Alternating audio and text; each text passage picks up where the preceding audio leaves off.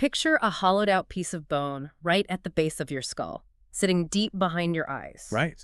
It is shaped almost exactly like a tiny riding saddle.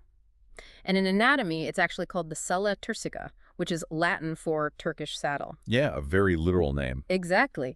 And sitting right in the center of that little bony seat, hanging from the underside of your brain by a stalk that is thinner than a piece of dry spaghetti, is a chunk of tissue about the size of a single green pea. It's tiny. I mean, it weighs just half a gram. Just half a gram. Yeah. Yet if this tiny passenger suddenly goes rogue, it can alter the shape of your face, change your height by feet, or literally drain 20 liters of water from your body in a single day. Oh, absolutely. It's incredibly powerful.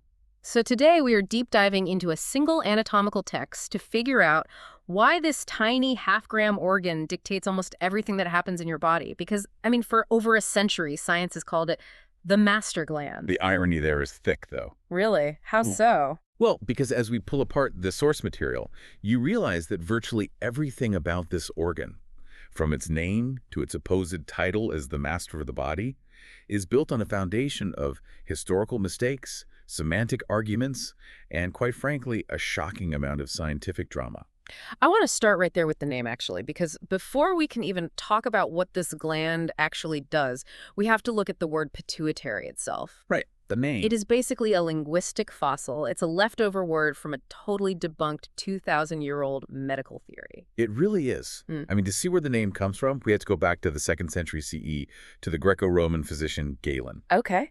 So Galen subscribed to the humoral theory of medicine. This was, the prevailing idea that human health was entirely dictated by the balance of 4 bodily fluids, or humors: blood, yellow bile, black bile, and phlegm. Right. Well, Galen believed the brain naturally produced an excess of that last one, phlegm, and the Latin word for phlegm is pituita. Wait, so he looked at the brain, couldn't figure out what it was doing, and decided it was basically just a giant mucus generator. Yeah, that was the accepted logic of the time. Yeah. But Galen needed an anatomical explanation for how all that excess brain mucus got out of the head. Sure, has to go somewhere. Exactly. So he noticed this little pea-sized organ at the base of the brain, sitting in its bony saddle, and theorized that it was essentially a funnel. Oh, wow. He claimed this gland drained the pituita down into the nasal cavity and the palate so you could sneeze or cough it out. Which is completely wrong. Reading the anatomy section here, there is absolutely no duct, no pipe, no drainage pathway connecting that gland to your nose.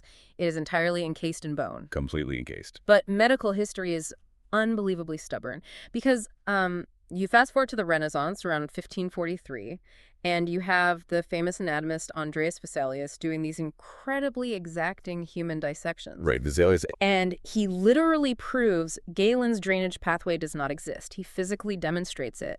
And yet the name glandula pituitaria, the phlegm gland, just stuck. It did. And it frustrated later scientists immensely. By the 1800s, researchers were desperate for a name that wasn't tied to a debunked theory about brain snot. Right. So Richard Owen, a brilliant British comparative anatomist, the same guy who coined the word dinosaur, actually he tried to give it a purely descriptive, scientifically accurate name. What did he come up with? He proposed hypophysis cerebri, which translates simply to undergrowth of the brain. I love that. It's a perfect analogy for how scientific vocabulary rarely gets a clean reboot. Yeah. It reminds me of how right now you and I still click a little icon of a floppy disk to save a file on our computers. Oh, that's a great comparison. Right. Floppy disks are entirely obsolete. The underlying technology has completely changed, but the visual language was already locked in.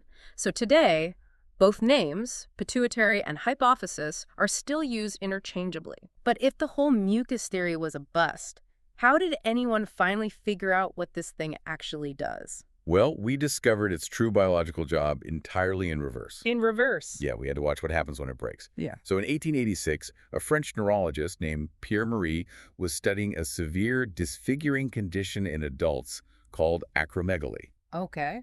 This is a disorder where the bones and soft tissues of the face, the jaw, the hands, and the feet become severely thickened and enlarged over time. Oh, wow. Marie performed autopsies on patients with this condition and noticed one consistent pattern. Every single one of them had a massively enlarged pituitary gland. So the disease revealed the function. It wasn't a mucus drain at all. It was actively driving physical growth in the body. Yes. That singular observation swung the door wide open for 20th century experimental endocrinology. It proved this tiny structure was releasing something incredibly powerful directly into the bloodstream. Okay, let's unpack this. Because once anatomists realized this little piece of tissue was actually a hormone factory, they put it under the microscope. They did. And the source text points out they found another massive surprise. The pituitary gland isn't actually a single organ. No, it's really not. Structurally and developmentally, it is two entirely different pieces of tissue wearing a trench coat, pretending to be one gland. Wait, so part of the brain's master hormonal gland literally started its existence as tissue meant to be the roof of my mouth. Yeah, the embryology is wild. It's crazy. The pituitary is a collision of two entirely different neighborhoods of your embryonic body. So the front half, what we call the anterior pituitary, starts out as something called Rathke's pouch. Okay, Rathke's pouch. This is an upward-growing pocket of ectoderm tissue from the primitive oral cavity. Right. Under any other circumstance, this specific tissue was destined to become the lining of the roof of your mouth. But it breaks off from the mouth and migrates upward into the skull. That is so strange. It is. And meanwhile, the back half, the posterior pituitary, starts as neural tissue. It grows downward as a physical extension of the brain itself, specifically dropping down from the hypothalamus. So you literally have mouth tissue migrating up and brain tissue migrating down. Exactly. And they crash into each other in the middle of the skull, inside that little Turkish saddle, and fuse together. That is a profound aha moment for me. It completely explains why the two halves function in utterly different ways. Because they come from two different worlds. Right. So let's look at how they work, starting with the front half, the mouth side, the anterior pituitary. Okay, so the anterior pituitary is the true glandular tissue. It is a full-scale hormone factory. It manufactures 6 major hormones. 6 of them. Yeah, medical students often use the mnemonic flat pig to remember them. That's FSH, LH, ACTH, TSH, prolactin, and growth hormone, or GH. Right, and the text emphasizes that 4 of those 6, FSH, LH, ACTH, and TSH, are what we call tropic hormones. I want to make sure we define that clearly because it seems foundational to the whole master gland concept. It absolutely is. So a tropic hormone doesn't act on ordinary body tissue like a muscle or a bone. Its only purpose is to travel through the bloodstream and stimulate another endocrine gland to do its job. Oh, I see. For example, TSH is thyroid-stimulating hormone. It tells the thyroid gland to make thyroid hormone. ACTH tells the adrenal cortex to make cortisol. And FSH and LH are gonadotropins. Which means they control the reproductive system. Right. So FSH, follicle-stimulating hormone, is triggering the maturation of eggs in the ovaries or sperm in the testes. And LH, luteinizing hormone, is triggering ovulation or testosterone production. Exactly. So they aren't doing the final job, they're just dispatching the orders. Yes. And that hierarchy is where the master gland nickname comes from. It's making hormones that control other hormones. Got it. It is pulling the levers for the rest of your body's glandular system. Right. But then we look at the back half, the posterior pituitary, the brain tissue side. Right. The text points out a massive misconception here that trips up a lot of people. The posterior pituitary makes absolutely nothing. 0. Wait, it's completely barren as a factory? It is not a factory at all. It is a storage depot. Oh. It releases 2 major hormones, antidiuretic hormone, or ADH, and oxytocin. But they are not synthesized there. Where are they made then? They are produced way upstream, high up in the brain, inside 2 specific clusters of neurons in the hypothalamus, the supraoptic and paraventricular nuclei.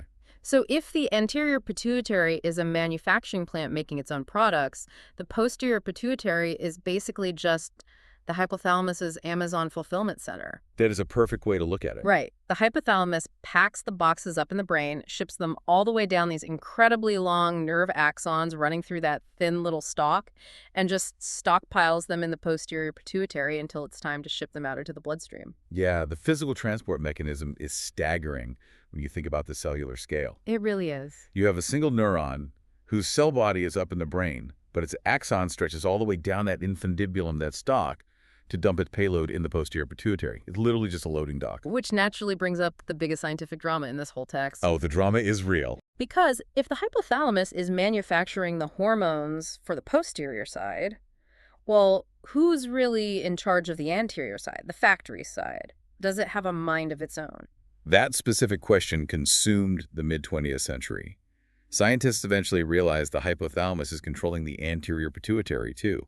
Okay, but how? Well, because the anterior side came from mouth tissue, it doesn't have those direct nerve connections. So the hypothalamus, it has to control it chemically. Huh, It interesting. uses a specialized short-circuit network of blood vessels called the hypophyseal portal system, which was mapped out by Jeffrey Harris. So instead of dropping hormones into the general blood circulation where they'd get diluted across the whole body, the hypothalamus has this private direct vascular elevator straight down to the anterior pituitary. Exactly. The hypothalamus drips, releasing and inhibiting hormones down this private elevator to tell the anterior pituitary exactly what to manufacture. Like what? Hormones like TRH to trigger the thyroid pathways or CRH for the adrenal pathways. Mm-hmm. But proving this was monstrously difficult. Why was it so hard? Because these releasing hormones exist in such microscopic trace amounts, many scientists didn't believe they existed at all. And the scientific rivalry here is legendary. I mean, you had these two researchers, Roger Guillemin and Andrew Shalley. Yeah. They spent over a decade in this bitter parallel race to isolate just one of these releasing hormones, TRH. And to do it, they literally had to process tons of animal brains. The logistics are staggering. We are talking about millions of sheep and pig hypothalami. Millions. They were sourcing truckloads of brains from slaughterhouses, grinding them up and chemically purifying them. They did all of that just to extract mere milligrams of pure TRH. That is dedication. They won the Nobel Prize in 1977 for that work, alongside Rosalind Yallo. Yes, and her contribution is just as wild. It is. She invented radioimmunoassay, which is a technique using radioactive isotopes that finally allowed scientists to measure hormones at trillionths of a gram concentrations. Right. You couldn't even see these systems working until she gave us the tools to measure them. So amazing. And the discovery of releasing hormones completely changed our understanding of the body's control system. It revealed a three-tier chain of command, which we now call feedback loops or axes. Right, like the HPA axis. For the HPT axis. Hypothalamus, pituitary, and target gland. I want to make sure this mechanism is crystal clear for you listening.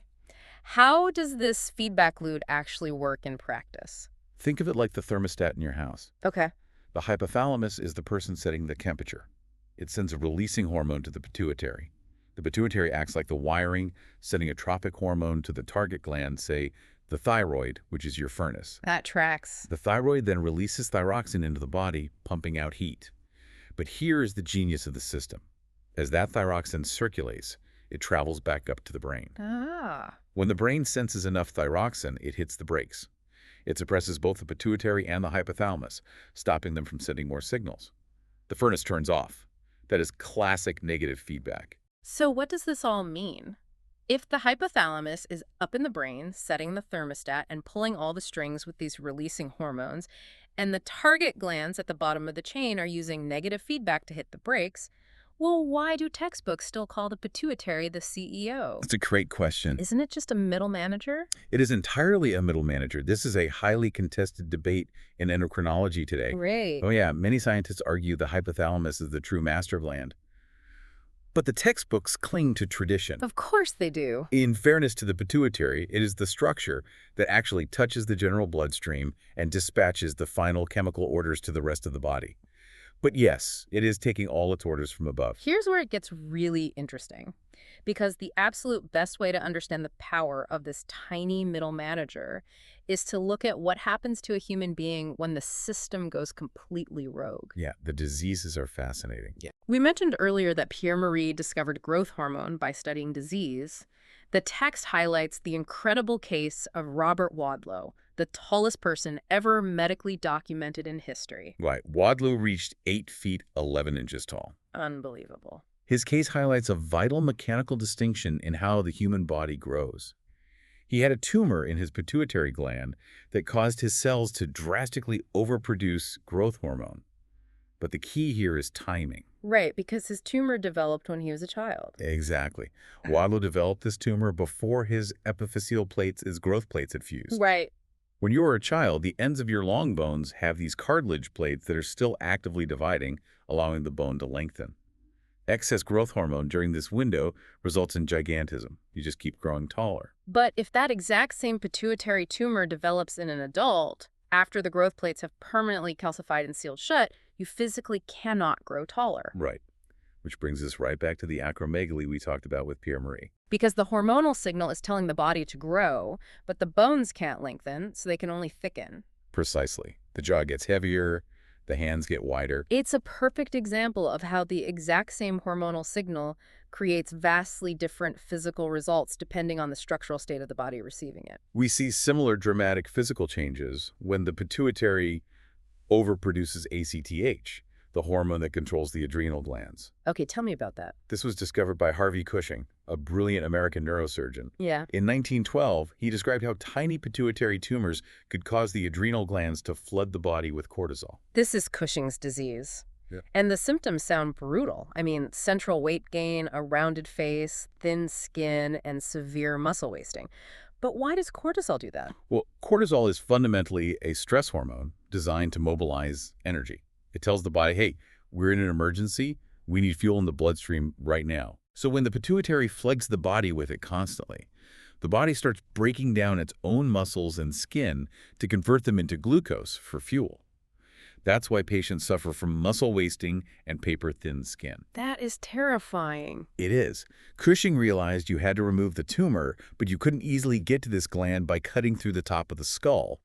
I mean, the entire brain is in the way. Right. So he pioneered transsphenoidal surgery. He went through the nose. Yes. He realized the most direct path to that little Turkish saddle was to go up the nasal cavity and drill straight through the sphenoid bone at the back of the sinuses. It's structurally brilliant, but my absolute favorite, mind-blowing fact from the source material is about a completely different kind of tumor, prolactinomas. Oh, this is a great one. These are tumors that secrete prolactin, the hormone that stimulates breast milk production, and they are the single most common type of pituitary tumor. But counterintuitively, if you get this specific brain tumor, the first-line treatment usually isn't Cushing's fancy nasal surgery, it's a pill. Yeah, this is a beautiful application of physiological logic. Earlier, we mentioned that the hypothalamus uses inhibiting hormones to control the pituitary. Right. Well, the primary natural brake pedal for prolactin is dopamine. The hypothalamus constantly drips dopamine down the stalk to keep prolactin levels near zero. Okay. So if a patient has a prolactinoma, instead of cutting the tumor out, doctors prescribe dopamine agonist drugs like cabergoline. You essentially hand the body a synthetic version of its own chemical brake pedal in the form of a daily pill, and it literally shrinks the brain tumor. Yes, it just melts it away. That is astonishing to me. But the text also points out that not every failure of the gland is about making too much hormone. Sometimes it's a deficiency, and that leads to one of the most dangerous namesake traps in all of medicine. Oh, you're referring to diabetes insipidus. Yes, exactly. This is a massive stumbling block for students. We talk about how the posterior pituitary stores ADH, antidiuretic hormone. Right. The function of ADH is to open water channels in the kidneys, telling them to reabsorb water back into the blood. Okay. If the posterior pituitary fails and ADH drops to zero, those channels close. The kidneys lose their ability to concentrate urine. Right. All your water just flushes straight out. Oh, no. A patient might produce up to 20 liters of highly dilute urine a day, compared to the normal 1 to 1.5 liters. 20 liters a day. You would be constantly, desperately drinking water just to survive. The thirst is absolutely unquenchable. But the trap is the name. It shows the word diabetes with diabetes mellitus, which is the blood sugar disease involving insulin. Right, the one most people know. Yeah, but they have absolutely zero to do with each other biologically. The word diabetes is just an ancient Greek root meaning to siphon through or pass through, referring to the massive amounts of urine. So one is a blood sugar problem, the other is a posterior pituitary water balance problem, but they get tangled up because of an ancient Greek naming convention. History causing trouble again. Oh. But history also gives us some truly sobering lessons about how we've tried to fix pituitary failures.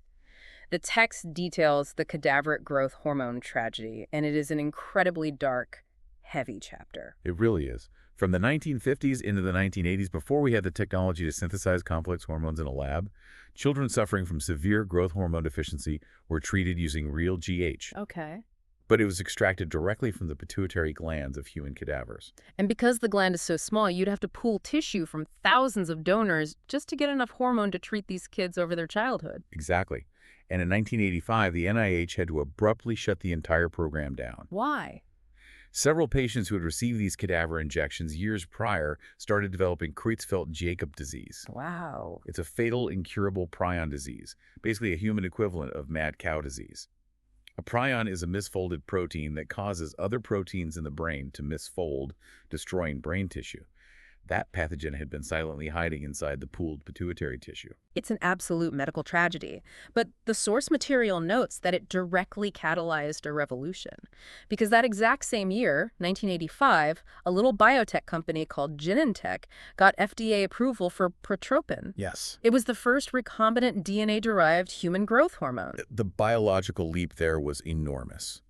Genentech figured out how to take the human gene for growth hormone, insert it into the DNA of E. coli bacteria, and turn those bacteria into microscopic hormone factories. That's incredible. It replaced the dangerous cadaver program overnight. And that Genentech breakthrough really laid the foundation for modern biotechnology. I mean, today we manipulate pituitary pathways constantly in modern medicine. We do all the time. If you look at childbirth, synthetic oxytocin, brand name Pitocin, is used daily in hospitals to induce or strengthen labor contractions. And IVF fertility treatments work by precisely manipulating those tropic hormones, FSH and LH, to force the maturation and release of multiple eggs at once. Yeah, and we also have to watch out for structural vulnerabilities today, too. The text mentions Sheehan syndrome, where severe blood loss during childbirth causes the pituitary, which actually swells up and requires more oxygen during pregnancy, to lose its blood supply and die off. Wow. The physical location and the vascular supply of the pituitary make it incredibly vulnerable. Which brings us to the end of our deep dive. I want to synthesize exactly what we've covered for you today. We started with a tiny, bizarre pocket of tissue migrating up from the roof of the mouth, crashing into neural tissue dropping down from the brain. Right. It got saddled with a deeply incorrect name based on a 2,000-year-old theory about brain mucus. And yet, this half-gram structure turned out to be the central relay switch that dictates your growth, your stress responses, and your reproduction. It's a testament to the scientific method, honestly. Every single time your doctor runs a routine TSH panel to check your thyroid, they are relying on a century of intense biological detective work. Absolutely. They're standing on the shoulders of people who processed 50 tons of sheep brains, mapped microscopic blood vessels, and navigated tragic medical accidents just to understand this tiny middle manager. And that brings us to a final, slightly haunting thought for you to take away today. We know that the pituitary is connected to the brain by that incredibly thin, fragile stalk, the infundibulum. Right. The source material briefly notes that traumatic brain injury, like a severe whiplash from military combat or contact sports, can actually cause enough sheer force to sever or damage that stalk, leading to undiagnosed, delayed-onset hypopituitarism. But a scary thought. Which forces you to wonder if minor head trauma from contact sports can shear that delicate connection and secretly disrupt this entire hormonal cascade. Well, what does that mean for how we view long-term athletic injuries? That is a massive question. Could minor hits be quietly rewiring the master glands of millions of people without us even knowing? Next time you look at a skull, think about that little Turkish saddle and the fragile, powerful half-gram passenger sitting inside it. Thank you so much for joining us on this deep dive. We will catch you next time.